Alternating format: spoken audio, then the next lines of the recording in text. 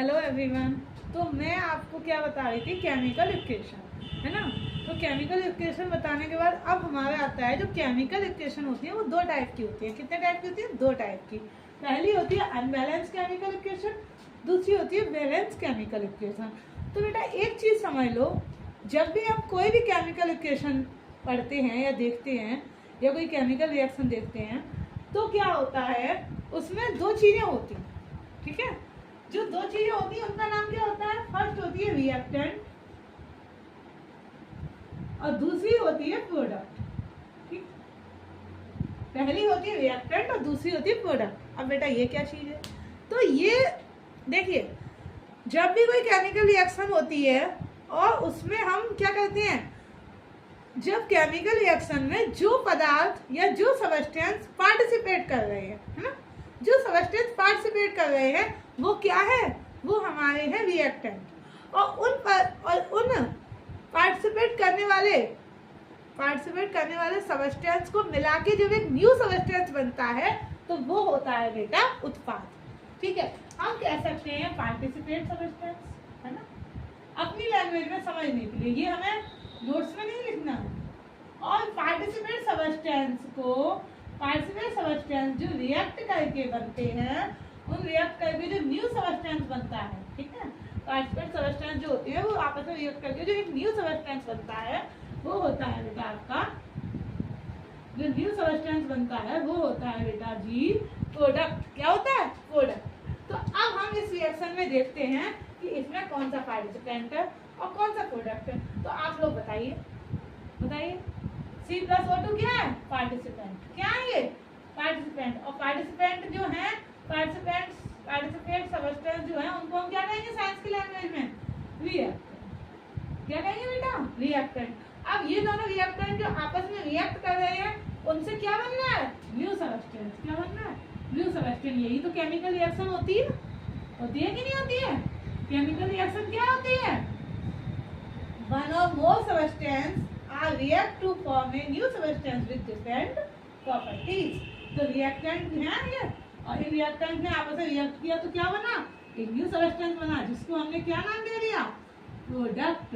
तो बेटा ये है तुम्हारी केमिकल इक्वेशन। अब केमिकल इक्वेशन में दो चीजें होती है, रिएक्टेंट और प्रोडक्ट। बात समझ में आई? अब बेटा हम देखते हैं कि बैलेंस केमिकल इक्वेशन और अनबैलेंस केमिकल इक्वेशन। मैंने आपको दो टाइप की बताई थी, बैलेंस केमिकल इक्वेशन और अनबैलेंस केमिकल इक्वेशन। तो बैलेंस केमिकल इक्वेशन में क्या होता है भाई, एक बात बताओ, जब हम कोई सामान लेने जा रहे हैं और हम गए दुकानदार के पास, हमने बोला भैया 1 किलो चीनी दे दो। उसने क्या किया, इधर साइड 1 किलो का बांट रखा, इधर साइड 1 किलो चीनी तोल दी, और काटा क्या है बराबर में, तो 1 किलो चीनी लेके आ गए। अब वो क्या है बेटा? बैलेंस है। 1 किलो चीनी 1 किलो काटा, बैलेंस हो गया, बराबर है। लेकिन जब हमने दुकान वाले से कहा कि भैया 1 किलो चीनी दे दो, और उसने क्या किया, 1 किलो का बांट तो रख दिया लेकिन नीचे चुम्बक लगा दी। क्या कर दिया? चुम्बक लगा दी, और चीनी क्या करी? कम दी है।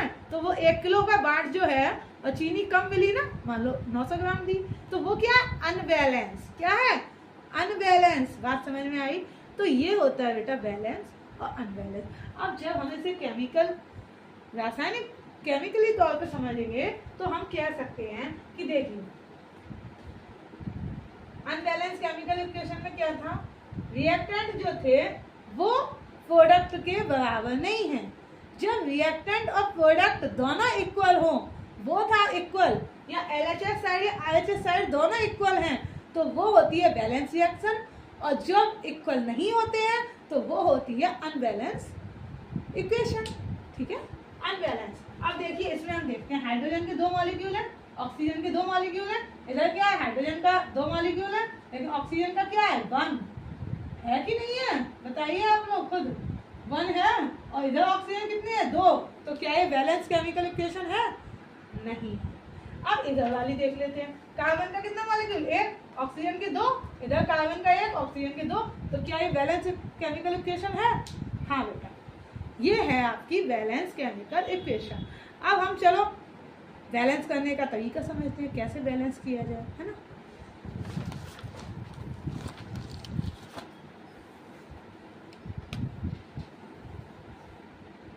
तो बेटा अनबैलेंस केमिकल इक्वेशन तो आपके समझ में आ गई होगी।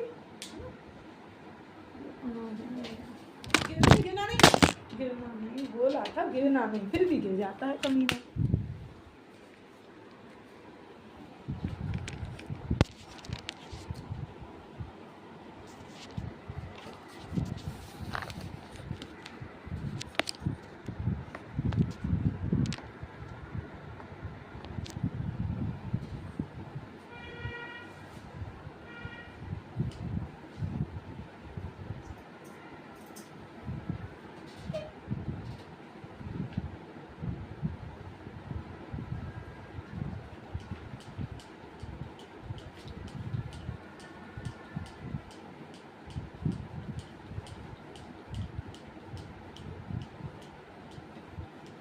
बेटा आप लोग ये नोट्स बनाते चलना साथ में, ठीक है, जिससे आपको समझने में और आगे पढ़ने में कोई परेशानी ना हो, कोई प्रॉब्लम ना आए, ठीक है।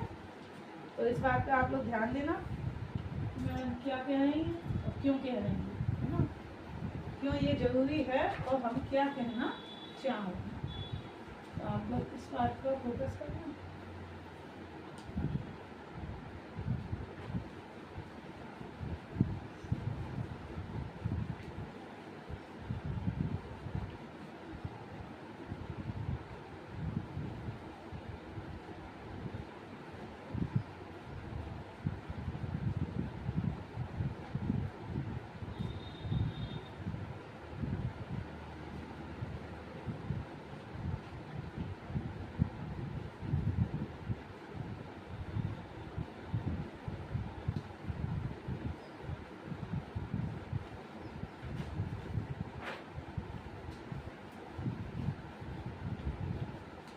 मानते हैं कि राइटिंग थोड़ा सा दिक्कत होगी, बट मैं अब और बढ़िया राइटिंग लगूंगी, तो आपको टेंशन लेने की जरूरत नहीं है ना। तो हम अनबैलेंस तो समझ गए क्या होती है, ठीक। अनबैलेंस केमिकल इक्वेशन समझ गए, अब हम समझेंगे बैलेंस। और बैलेंस भी हमारे चैप्टर में बहुत ही इम्पोर्टेंट टॉपिक है, क्योंकि इससे कई सारी रिएक्शन आपके लिए आती हैं जो आपको बैलेंस करनी होती हैं, अनबैलेंस दी होती हैं और बैलेंस करनी होती हैं। तो देखिए बेटा,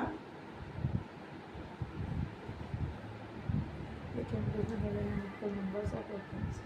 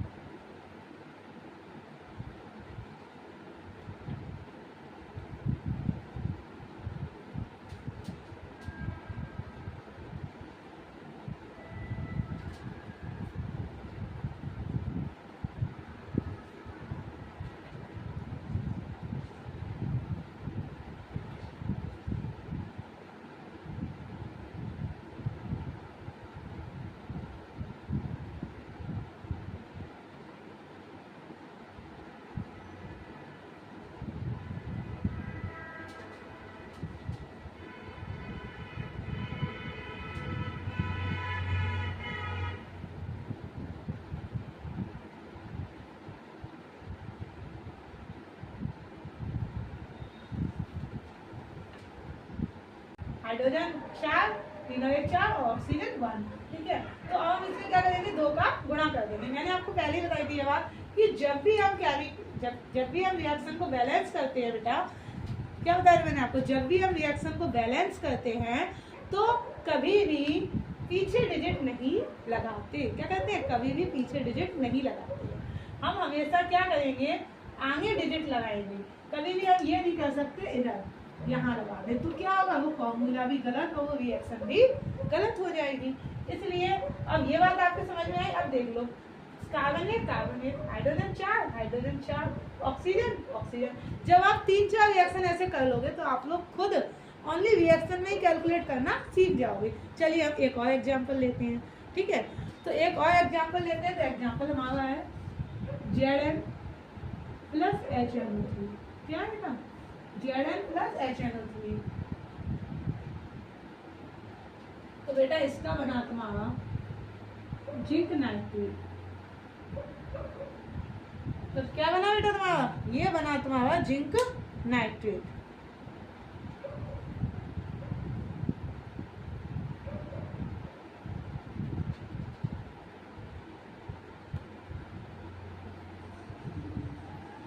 चलो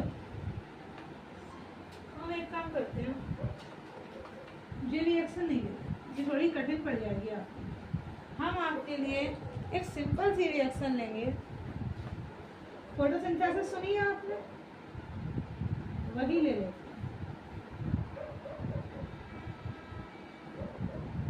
तो ये होती है बेटा फोटोसिंथेसिस में कार्बन डाइऑक्साइड और जल आपस में रिएक्ट करके वाटर आपस में रिएक्ट करके क्या बनाते हैं, ग्लूकोज। क्या बना है बेटा, ग्लूकोज। और क्या निकल रहा है, ऑक्सीजन बाहर निकल रही है। ठीक, तो बेटा ये है हमारा। अब जबकि ये है तो इसमें हम देखेंगे कि रिएक्टेंट की तरफ या LHS की तरफ कितना मॉलिक्यूल है, कितने एटम ऑफ मॉलिक्यूल है, और RHS की तरफ कितने हैं। तो कार्बन इधर कितना है बेटा, कार्बन है 1, ऑक्सीजन कितनी है 2 और 1 3, हाइड्रोजन कितने हैं 2, इधर कार्बन कितने हैं 6, हाइड्रोजन 12 और ऑक्सीजन 6 और 2, ऑक्सीजन कितने हैं 6, दोनों बार लिख लेते हैं ना, क्या दिक्कत है। और इधर कितने हैं 2। ठीक, अब बेटा देखिए जब कार्बन इधर 6 है तो इधर भी तो 6 चाहिए, तो 6 का गुणा कर दिया 6 हो गए, हमने 6 लगा। अब जब 6 कार्बन हो गए तो ऑक्सीजन में भी तो 6 का गुणा हो गया, तो ऑक्सीजन में भी हो जाएगा। जब हम एक में डिजिट लगाएंगे, एक बात हमेशा याद रखना आप लोग, जब हम किसी एक फॉर्मूले पर कोई डिजिट लगाएंगे तो उसके सभी एटम का गुणा होगा। ठीक है, जब हम फॉर्मूले के किसी एक फॉर्मूले, मान लीजिए CO2 है, CO2 पे हमने आगे लगाया कोई डिजिट, तो क्या होगा, ओनली कार्बन में मल्टीप्लाई नहीं होगा, ऑक्सीजन का भी मल्टीप्लाई होगा। क्या होगा बेटा, कार्बन के साथ साथ ऑक्सीजन का भी होगा। तो कार्बन यहाँ 6 हो गए और ऑक्सीजन 6 2 12, तो ऑक्सीजन इधर होगा 12। अब बेटा इधर देख लो, कार्बन 6 है, ठीक है, हाइड्रोजन कितने हैं 12 12 है, तो हाइड्रोजन सॉरी मैंने गलत मिस्टेक कर दी, ऑक्सीजन को देखना था, तो ऑक्सीजन में 3 थे है ना, तो हमें ऑक्सीजन को अलग अलग ही लिखना है तभी आएगा। ठीक है, ऑक्सीजन इधर कितना है 2 छिक्के 12 ऑक्सीजन हो गए, 12 ऑक्सीजन हो गए आपके 6 2 12। और अब देख लीजिए हाइड्रोजन कितने हैं 2, और हाइड्रोजन यहाँ पे कितने हैं 12, तो हम 6 का इंटू कर देंगे तभी तो 12 होंगे, तो 2 6 12, तो हम 6 को यहाँ लिखेंगे तभी तो हाइड्रोजन बराबर होंगे 12 के, तो 6 2 12। अब ऑक्सीजन कितने हो गए 2 6, ऑक्सीजन भैया ऑक्सीजन जब 1 था उधर तो 6 में गुणा होगा, मल्टीप्लाई होगा, तो 6 ऑक्सीजन हो जाएंगे कि नहीं हो जाएंगे बताइए आप। तो 6 ऑक्सीजन और 6 2 12, 12 और 6 18 ऑक्सीजन, तो यहाँ पे कितने हैं 12, यहाँ पे कितने हैं 6 ऑक्सीजन। तो अब हमें इधर कितने और चाहिए 12 चाहिए, तो हम इसमें क्या करेंगे 6 का मल्टीप्लाई करेंगे, तो 2 6 12, या हम यहाँ देख लेते हैं 2 × 6 बराबर 12, तो हम यहाँ पे 6 का मल्टीप्लाई कर देंगे ऑक्सीजन को बराबर करने के लिए। तो ऑक्सीजन भैया हो गए कि नहीं हो गए, अब एक बात बताओ 6 2 12 12 और 6 18 हो गए, तो मान लीजिए ये 12 और ये 6 18 हो गए इक्वल हो गया, ऑक्सीजन 12 और 6 18, कार्बन 6 ठीक है, ऑक्सीजन 12 और 6 18 ठीक है, हाइड्रोजन 6 2 12, हाइड्रोजन 6 2 12, हाइड्रोजन 6 12 हो गई। ये क्या कैसी इक्वेशन हो गई, LHS और RHS दोनों बराबर हो गए, या हम कह सकते हैं कि रिएक्टेंट और प्रोडक्ट दोनों इक्वल हो गए। अब ये आपकी बन गई बैलेंस केमिकल इक्वेशन। ये बेटा आज का टॉपिक खत्म हो गया। अब हम आपको नेक्स्ट जब रिवीजन कराएंगे तो आपके साथ आपके लिए कई सारी रिएक्शन लाएंगे जो कि आप बैलेंस करो, और मैं आपको दोबारा से बैलेंस करना रिवीजन के तौर पे समझा दूंगी। अब बेटा हम आते हैं अपने नेक्स्ट टॉपिक पे जिसका नाम है types of chemical reaction. Chemical reaction जो होती है वो कई सारे टाइप की होती हैं, कौन कौन सी होती है अब हम उनको पढ़ेंगे। ठीक है, तो आप लोग ये नोट कर लीजिए और अपने नोट्स तो बनाए हुए होंगे जिससे आप जब भी पढ़ोगे तो आपको रिवीजन हो जाएगा। तो बेटा अब हम क्या पढ़ेंगे, टाइप्स ऑफ केमिकल रिएक्शन। क्या पढ़ेंगे, टाइप्स ऑफ केमिकल रिएक्शन।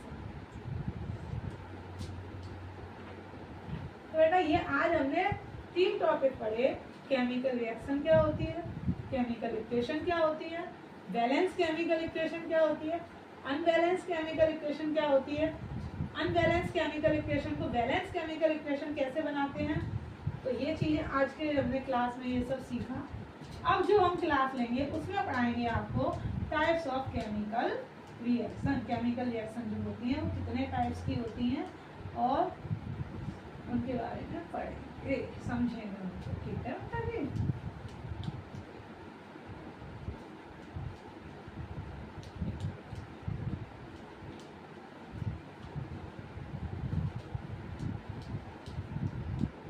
आप लोग एक बार ये बैलेंस केमिकल रिएक्शन जो है ये बुक्स में दी हुई है कई सारी केमिकल रिएक्शन, उनको जो अनबैलेंस है उनको बैलेंस करिए, सीखिए। कई दिक्कत आती है या कोई प्रॉब्लम है आपको तो आप कमेंट बॉक्स में लिख सकते हो अपनी प्रॉब्लम्स।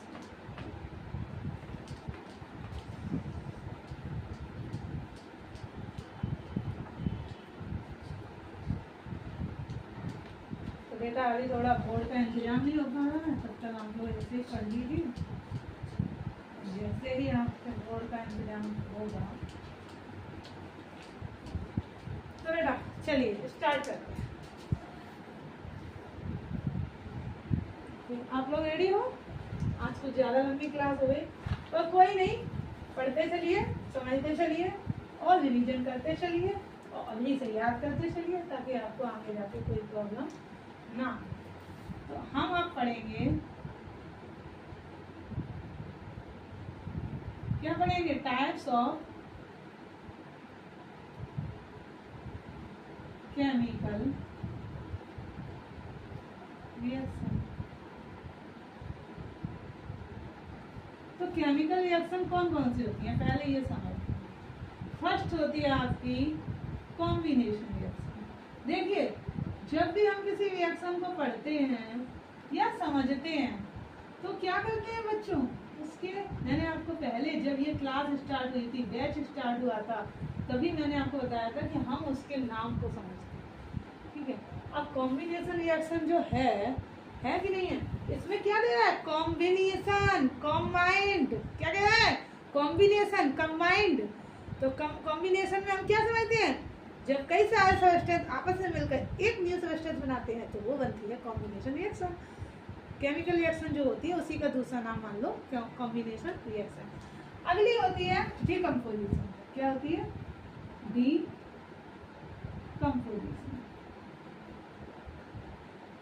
डीकम्पोजिशन में क्या होता है? जो सब्सटेंस बनता है ना, प्रोडक्ट बनता है, वो प्रोडक्ट जब कई सारे, वो प्रोडक्ट जब कोई एक प्रोडक्ट है वो कई सारे रिएक्टेंट में टूट जाता है तो वो कहलाती है आपकी डीकम्पोजिशन रिएक्शन, है ना। अब हम शॉर्ट में अभी समझ रहे हैं, फिर मैं आपको विद रिएक्शन विद डेफिनेशन समझा। तो तीसरी जो है वो है आपकी डिस्प्लेसमेंट। कौन सी है? डिस्प्लेसमेंट।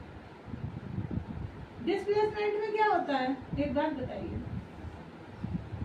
हम लोग कहीं किसी कॉलेज में जॉब के लिए गए, है ना। चलो मैं अपने ऊपर एग्जाम्पल ले लेती हूँ। सोनम मैम बहुत अच्छा पढ़ाती है, ठीक है, पढ़ा रही है, लेकिन कोई उनसे भी बेस्ट टीचर आ गया, ठीक है। अब जो कॉलेज के ऑनर हैं वो क्या करेंगे? बेस्ट टीचर को उनकी जगह रिप्लेस कर देंगे, डिस्प्लेस कर देंगे कि नहीं कर देंगे? कर देंगे ना। तो जो केमिस्ट्री सोनम मैम तो अच्छी पढ़ाती है तो वो काम पहुँच गए इंटर लेवल पे, और जो बेस्ट टीचर आए वो कहाँ पहुँच गए? सोनम मैम की जगह। तो भाई डिस्प्लेसमेंट हो गया कि नहीं हो गया? जो इंटर लेवल में पढ़ाया थे वो हाई लेवल पे चले गए, और जब इंटर में जिसकी जरूरत थी तो सोनम मैम को भेज दिया गया, और जो हाई स्कूल में जो बच्चे पढ़ रहे थे उनके लिए एक नया टीचर आ गया।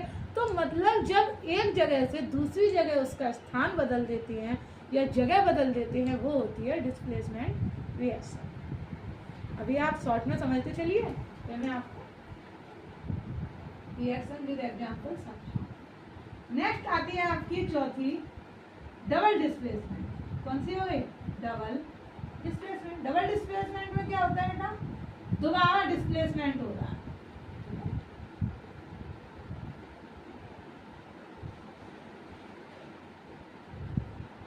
नेक्स्ट आती है आपकी ऑक्सीडेशन। ये भी काफी इंपॉर्टेंट है, ऑक्सीडेशन। नेक्स्ट है रिडक्शन। नेक्स्ट है रेडॉक्स सर्किलिया। कौन सी है? रेडॉक्स। बेटा रेडॉक्स सर्किलिया वो होती है जिसमें ऑक्सीडेशन और रिडक्शन दोनों एक साथ हों। क्या होता है? ऑक्सीडेशन और रिडक्शन दोनों एक साथ होते हैं। फिर आती है आपकी एक्सोथर्मिक।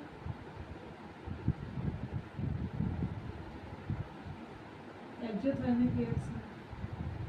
नेक्स्ट आती है आपकी, इसमें क्या होती है? एनर्जी जो होती है वो एब्जॉर्ब होती है। नेक्स्ट आती है आपकी एंडोथर्मिक। तो ये सारी रिएक्शन हम पढ़ेंगे, समझेंगे विद एग्जाम्पल, ठीक है। और इसके बाद 2 टॉपिक और हैं, वो और समझा देंगे, फिर चैप्टर खत्म। तो बेटा ये जो हम सारी रिएक्शन समझाएंगे ये नेक्स्ट क्लास में समझते हैं। Okay, thank you.